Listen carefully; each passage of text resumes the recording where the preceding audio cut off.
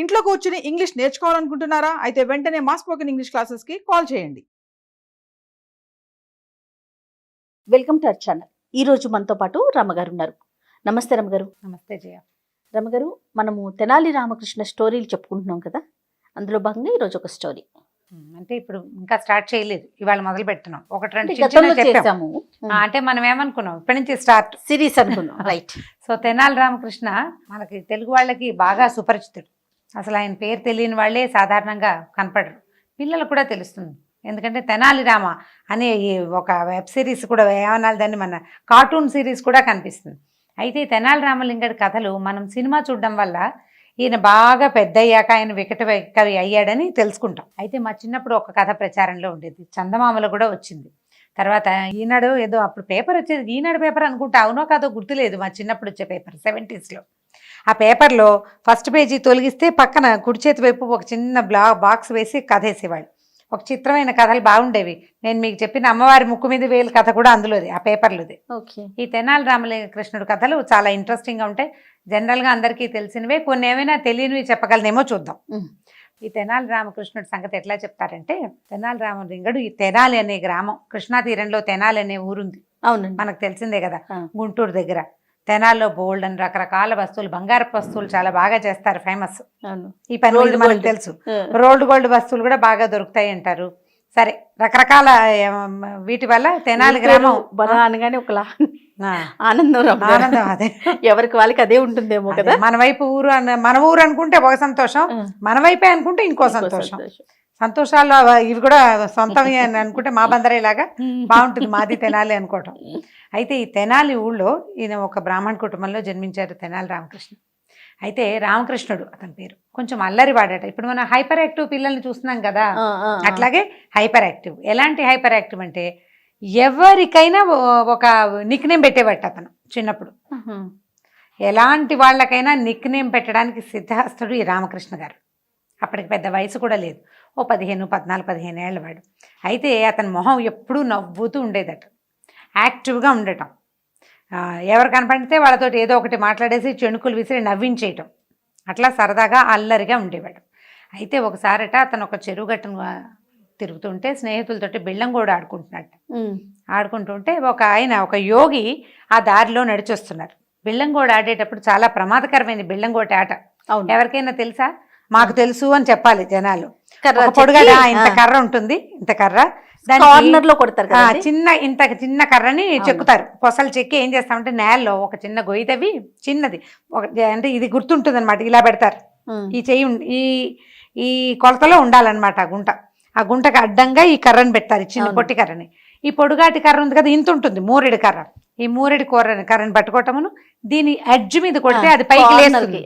ఆ లేచిన దాన్ని కర్రతో కొట్టాలన్నమాట పైకి. చాలా టాక్టిక్స్తో కూడుకున్న ఆట. మనకి ప్రమాదం ఎక్కడవుతుందంటే, ఈ కింద కొట్టినప్పుడు పైకి లేచిన కర్రని మనం కొడితే దాని మీద మనకి కంట్రోల్ ఉండదు, అది ఎక్కడికైనా వెళ్తుంది. చాలా మందికి ఈ ఊళ్ళల్లో కళ్ళ దగ్గర ఇక్కడ దెబ్బలు ఉంటాయి. ఈ గుంట మీద నుంచోవడం కోసం ఈ పుల్లకి ఏం చేశారు, 2 కొసలు కొద్దిగా నున్నగా చిక్కుతారు సన్నగా. ఆ పదునైన భాగం కనుక అంత పదునుగా ఉండదు, కానీ దూరం నుంచి విసురుగా తగిలినప్పుడు భలే ప్రమాదకరమైన దెబ్బ తగులుతుంది కదా, గట్టిగా తగులుతుంది. కర్ర ముక్కలు సాధారణంగా తుంగ కర్రలు ఉంటాయి కదా, వాటితో ఆడేవాళ్ళు. బెల్లంగోడు, అవును, గోటీ బిళ్ళ అంటారు, బెల్లంగోడు గోటీ బిళ్ళ కూడా అంటారు. అయితే ఈ బెల్లంగోడు ఆడుతున్నారు చెరువు గట్టు మీద. బెల్లంగోడు ఆడుతుంటే ఒక కుర్రాడు కొట్టేసరికల్లా ఆ దారిలో ఒక యోగి ఒక ఆయన నడిచేస్తుంటే ఈ తెనాలి రామలింగడు ఏం చేశాడంటే, ఆయన కనపడి తెలిసింది ఈ ఎగురుతున్న కర్ర పుల్ల ఆ వచ్చే మనిషికి తగిలే అవకాశం ఉందనుక, నేను తప్పుకో అని అరిచేసరికల్లా ఎవరి నుంచి ఎక్కడి నుంచి అన్నట్టు యోగి, అక్కడి నుంచే అని చెప్పాడు అనమాట సరదాకి. ఎవరి నుంచి ఎక్కడి నుంచి తప్పించుకోవాలి, ఎవరి నుంచి ఎక్కడి నుంచి అని ఆయన అడిగితే అక్కడి నుంచే అని చెప్పాడు. తప్పుకోమనేసరికల్లా ఈయన కొద్దిగా పక్కకి తప్పుకున్నాడు, బెల్లంగోడు పక్కకి వెళ్ళేసరికల్లా ఆయనకి ఎక్కడి నుంచి అనగానే నవ్వొచ్చిందనమాట. ఎంత బాగా మాట్లాడుతున్నావో నాయన, నీ పేరేమిటి అని అడిగితే ఇగో ఫలానా పేరు అని. ఇతను నవ్వుతూ, ఇది హాస్యాస్పదంగా మాట్లాడతాడు కదా, ఏమంటే మొహం మీదకి కర్ర వస్తోంది, అది కనపడదు అనుకోండి, కానీ ఎవరైనా ఇంతమంది పిల్లలు ఆడుతున్నారు, బెల్లంగోడేమో తప్పుకోమంటున్నాడేమో అని మీకు అర్థం కావాలి కదండి, ఎవరి నుంచి ఎక్కడి నుంచి అంటారంటే, అది కాదు నాయన, ఇక్కడి నుంచి తప్పించుకున్నా. నా మొహానికి దెబ్బ తగలాలని గనక రాసుంటే ఇక్కడి నుంచి తప్పించుకుంటే నేను గేదెకో అడ్డం వెళ్తా, అది పొడి చేస్తుంది. లేదా ఏ గోతులోనో పడతా, లేదా పట్టు తప్పి పక్కనున్న చెరులో పడచ్చు, కాలువలో పడచ్చు. దేని నుంచి తప్పించుకోగలను నేను? ఈ దెబ్బ నుంచి తప్పించుకున్నా. దెబ్బ పడాలని గనక నా ముఖాన రాసుంటే, అంటే మాస్టర్ ప్లాన్ గనక అదైతే దీని నుంచి తప్పించుకుంటే ఇంకోటి తగులుతుంది. అందుకన్నానంటే మీరు భలే మాట్లాడతారండి అన్నాడు. నువ్వు కూడా బాగా మాట్లాడుతున్నావు, ఏమిటి నీ పేరు కనుక్కున్నాడు. ఏమొచ్చు నీకేమైనా సంస్కృతం వచ్చా, తెలుగు వచ్చా అని కనుక్కొని, నీ ముఖంలో ఒక విశేషమైన ప్రజ్ఞ ఉందో, రా నాతోటి రా అని ఆయన తనతో పాటు తీసుకెళ్ళాడు. ఈ రామకృష్ణ ఏం చేశాడు, కుర్రాడు కదా, మీరు ఎక్కడి నుంచి వస్తున్నారు ఏమిటి ఏదో అడిగాడు. మా ఇంటికి రండి, మా అమ్మ అన్నం పెడుతుంది మీకు అన్నాడు. సరే వాకిట్లోకి తీసుకెళ్ళి అరిటాకు కోసి ఆయనకి అన్నం పెట్టించాడు వాళ్ళ అమ్మతోటి. ఆయన అన్నం తిని ఏం చెప్పాడంటే, అయాచితంగా అన్నం పెట్టావు, నీకు ఒక సలహా ఒక మాట చెప్తానని ఒక చిన్న దేవీ మంత్రాన్ని ఉపదేశించాడట. 1000 సార్లు దీన్ని జపించు, నువ్వు గనక జపిస్తివా నీకు దేవి ప్రత్యక్షమై నీకు కావాల్సింది ఇస్తుంది అన్నట్టు. అయితే వాళ్ళ అమ్మ అందట, మా వాడికి కుదురులేదు నాయన, మంత్రాలు జపాలు ఎక్కడ, ఆ సంధ్యావందనమే చచ్చి చెడి ఎలాగో చేస్తాడు, వాడికి కుదురులేదు అంటే, కుదురు రావడానికే కొన్ని జరుగుతాయి, దీంతో కుదురు వస్తుంది, లేదా వీడికి ఏం రావాలో అది ఖచ్చితంగా వచ్చి తీరుతుంది అని చెప్పాడు. ఆ దేవి మంత్రం ఇచ్చాడు. ఇస్తే వీడికి రామకృష్ణకి దేవి మంత్రం ఇస్తే తనకు మేలు జరుగుతుందని కాదు, ఆ వచ్చిన దేవి ఎలా ఉంటుందో చూడాలని ఉందన్నమాట, సరదా. అయితే ఏం చేశాడు, రోజు సంధ్యావందనంతో పాటు దేవి జపం చేసేవాడు. చేయగా చేయగా చేయగా కొన్నాళ్ళకి ఈ దేవాలయంలో కూర్చుని ఒకరోజు పొద్దుటిపూట జపం చేసేసరికల్లా అమ్మవారు ప్రత్యక్షమైందట. 1000 తలలతోటి, అన్ని తలలే, పెద్ద శరీరం. అంటే ప్రత్యక్షం అంటే సశరీరంగా అయ్యి ఉండదు, ఆయన కనపడింది. 1000 తలలున్నాయి. తలలుండేసరికి పక్క పక్క పక్క పక్క నవ్వాడు రామకృష్ణ. నవ్వేసరికల్లా ఆవిడికి అర్థం కాల, అమ్మవారి ప్రత్యక్షం అయితే దండం పెడతాడు ఎవడైనా, ఆనందంలో తబ్బింపుబైపోయి దుఃఖపరవశుడైపోతాడు, ఆనంద పరవశుడై దుఃఖానికి లోనవుతారు. వీడేమిటి నవ్వుతాడు, విరగబడి నవ్వేస్తున్నాడు, మూతికి చేయడం పెట్టుకుంటాడు, నవ్వాగదు, పొట్ట పట్టుకున్నాడు, కడుపులో నొప్పి పుట్టేస్తుంది నవ్వుకి. నవ్వితే అంత నవ్వడానికి ఏముందిరా, నువ్వు జపం చేసావు నేను వచ్చాను, ఏదైనా అడుగు నీ కోరిక తీరుస్తాను.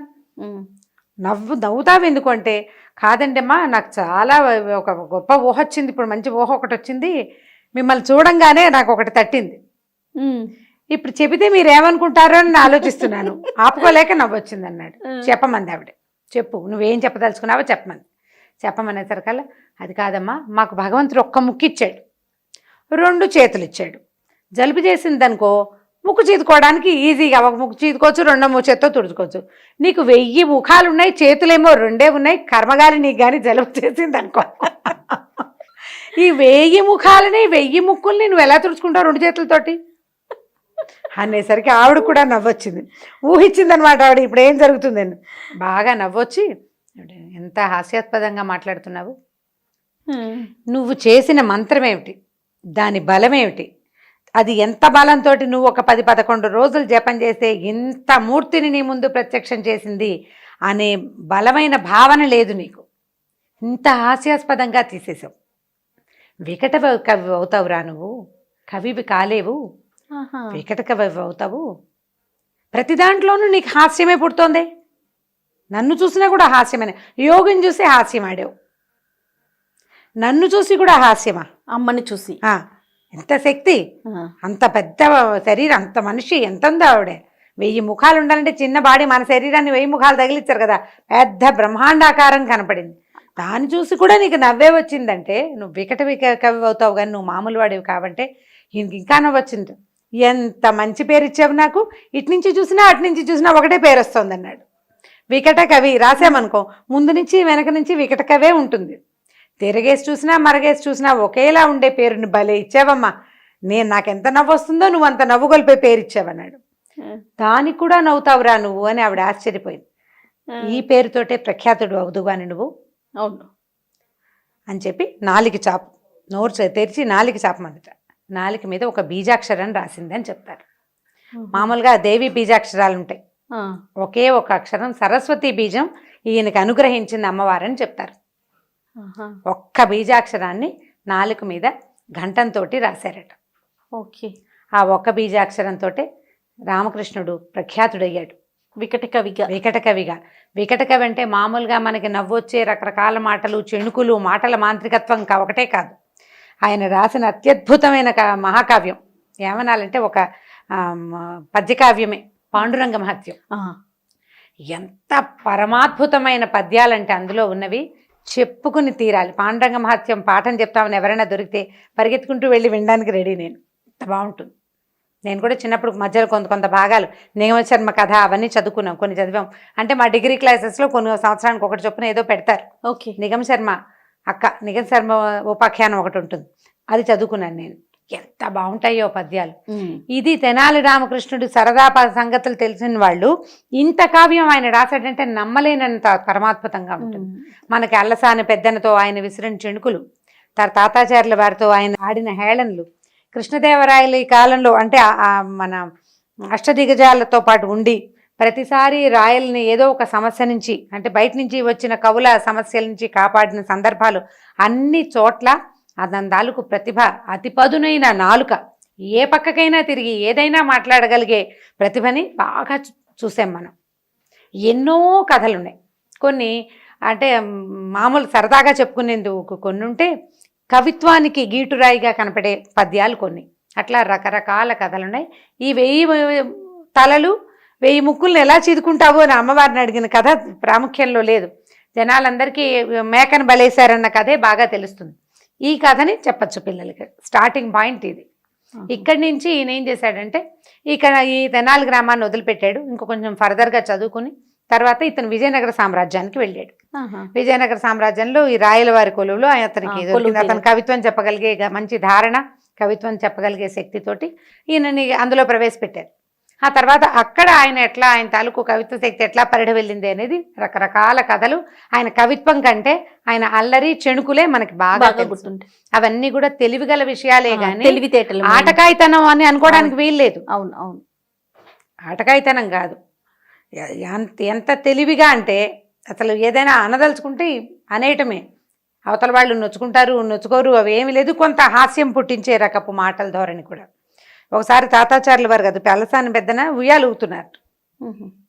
ఉయ్యాలు ఊగుతుంటే ఆయన కాలుతో మామూలుగా ఉయ్యాలు ఊపుకోవడం ఎట్లా కుదురుతుంది మనకి, మన తూగుటు ఉయ్యాల మీద కూర్చున్నాం అనుకో, ఉయ్యాల బల్ల మీద కాలు కింద కానించి తాటిస్తే కొద్దిగా ఉయ్యాల కదులుతుంది కదా, అప్పుడు కాలు పైకెత్తుతాం, ముందుకు ఊగుతుంది. కాసేపు అయిన తర్వాత మళ్ళీ ఇంకోసారి కాలుతో తాటిస్తే సరిపోతుంది. ఆయన చాలా ఏదో కవిత్వం ఆలోచించుకుంటూ ఊగుతున్నాడు. తాత ఊతునా అని అడిగాడు, అంటే ఊపనా అని అడిగాడు. ఆయన ఊయుమురా అన్నట్టు, అనగా తూ అని ఉమ్మేసేట. ఆయన నువ్వే కదా అన్నావు, ఆయన ఉప్పు అన్నది. ఆయన ఊతునా అని అడిగాడు, నేను ఊయనా అని అడిగినట్టే ఉంది. ఆయన ఊయుమురా అన్నాడు. ఇంత తెలివి అనమాట. ప్రతి మాటని తనకు అనుగుణంగా తిప్పుకోగలిగేంత సామర్థ్యం. ఈ కథ స్టార్ట్ ఇక్కడి నుంచి మొదలుపెట్టి మీకు ఒక 5 కథలు లేదా 6 కథలు చెప్తాం. మనకి చిన్న చిన్న కథలు, బాగా ప్రచారంలో ఉన్న కథలు కాకుండా కొంచెం పాత కథలు, ఎక్కువ ప్రచారంలో లేనివి సెలెక్ట్ చేసుకుని చెప్పుకుందాం. ఈ స్టార్ట్ కథని చెప్పండి పిల్లలకి ఫస్ట్. రైట్. ముందు అసలు ఈయన గురించి, తెనాలి రామకృష్ణ గురించి. ఇప్పుడు ఈయన ఎట్లా వికట కవి అన్న పేరు ఎలా వచ్చింది? వాళ్ళ ఊరు అది కదా, కాబట్టి ఇంకా తెనాలి వచ్చేసి అంటే ఆ ఊరు నుంచి వచ్చాడు కాబట్టి ఆ ఊరి పేరు. మన చాలా ఇంటి పేర్లలో ఫలానా ఊరు వారు అవటం వల్లే ఆ పేర్లు ఉంటూ ఉంటాయి. అవునవును. అట్లా వచ్చిన గుర్తింపులో ఇది ఒకటి అనమాట. రైట్. ఓకే రమ్మ గారు, నెక్స్ట్ వీడియోస్ లో మనం స్టోరీస్ లోకి వెళ్దాం ఇంకా. ఓకే, నమస్తే. నమస్తే.